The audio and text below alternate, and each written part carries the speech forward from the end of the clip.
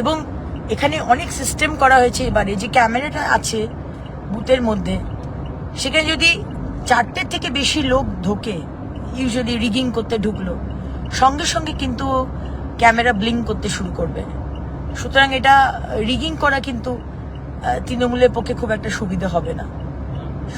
15 বছর ধরে যা করেছে, এবারটা কিন্তু এরকম ইলেকশন বলা হচ্ছে যে পশ্চিমবঙ্গ কখনো দেখেনি। তাই প্রত্যেকটি মানুষ, আমার দাদারা, দিদিরা, আমার বয়োজ্যেষ্ঠ যারা আছেন, সবার কাছে আমি অগ্নিমিত্রা এই অনুরোধ করছি যে ভোটটা অবশ্যই দিতে যাবেন এবং সকাল সকাল গিয়ে পরিবারকে, সমস্ত সবাইকে একসাথে নিয়ে গিয়ে ভোটটা দিন। কিউআরটি টিম রাস্তায় রাস্তায় ঘুরে বেড়াচ্ছে, সুতরাং আপনার বাড়ি থেকে ভোট বুথে অবধি যেতে দেবে না, এই সিস্টেম হবে না। সবাইকে মানে সেই সাহসটাই হবে না, কারণ কিউআরটি টিম প্রতি রাস্তায় গলিতে বারবার ঘুরবে। চাকাচাক ভরে রেখেছে একদম, আমাদের চাপ্পা পুরো ভর্তি করা রয়েছে আমাদের সেন্ট্রাল ফোর্স। সেই দিক থেকেও কোনো চিন্তা নেই যে সেন্ট্রাল ফোর্স থাকবে কিনা।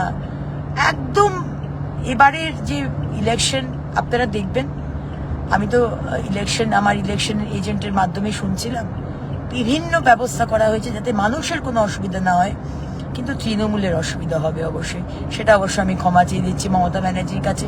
আপনাকে এবারে আমি রিগিং করার সেই সুবিধাটা করে দিতে পারলাম না। এইটুকুই বলার ছিল। সবাই ভালো থাকবেন। পশ্চিমবাংলায় 2 ফেজে ভোট হবে এটা কেউ ভাবেনি।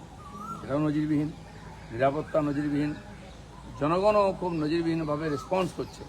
প্রধানমন্ত্রীর সভাতে দেখলাম মানুষের যে উচ্ছ্বাস, আর নির্বাচনের রেজাল্টও হবে নজিরবিহীন। আপনার কেন্দ্রে কোনো অভিযোগ পেলেন এখনো পর্যন্ত? 3 জায়গায় ইভিএম খারাপ হয়ে গেছে, 2 জায়গায় একটা করে, একটা বুথে 2টো ইভিএম খারাপ বেরিয়েছে। বাকিগুলো তো টেকনিক্যাল এরর হয়েই থাকে, পাল্টাচ্ছেন ওনারা, বাকি কোনো সমস্যা নেই। না, এখনো পর্যন্ত কোনো সমস্যা হয়নি, আমার মতে হওয়ার সম্ভাবনা কম। আর আপনাদের সমস্ত এজেন্ট বসতে পেরেছে? হ্যাঁ, আমাদের এজেন্টরা বসে গেছেন, আর ঠিক সময় ভোট শুরু হয়ে গেছে।